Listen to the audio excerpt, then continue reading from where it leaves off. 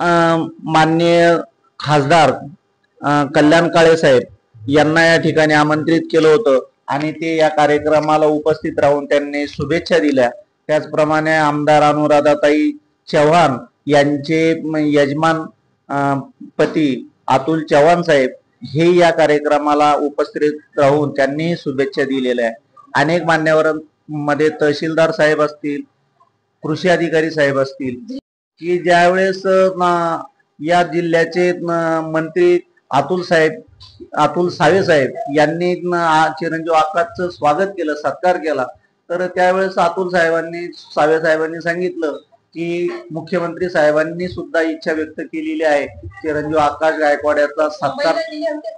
हो, सावे साहेबांनी चिरंजीव आकाशला ते घेऊन गेले आणि मुख्यमंत्री फडणवीस साहेबांनी आकाशचा त्या ठिकाणी स्वागत सत्कार केला।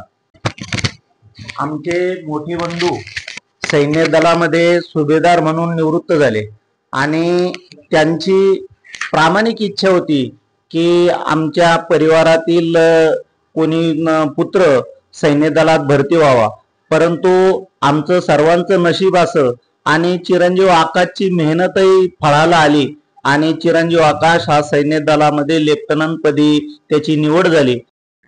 माझं नाव जनार्दन पांडुरंग गायकवाड, मुक्काम नायगाव, तालुका फुलंब्री, जिल्हा संभाजीनगर। पार्श्वभूमी मी या गावात जन्मभूमी माझी आहे। माझे शिक्षण कार्यक्रम झालेलं आहे ते आर्मीमध्ये 79 मध्ये 1979 मध्ये भरती झालो होतो।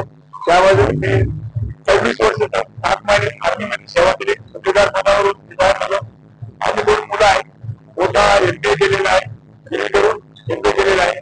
हा जो लहान मुलगा आहे माझा आता, हा लहानपणापासून खूप मेहनती आणि जिद्दी होता।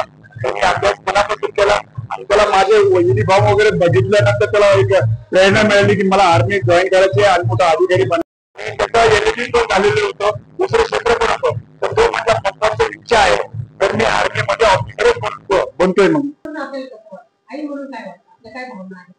मला खूप म्हणजे माझा आनंद गगनात मावत नाही एवढा आनंद मला झाले।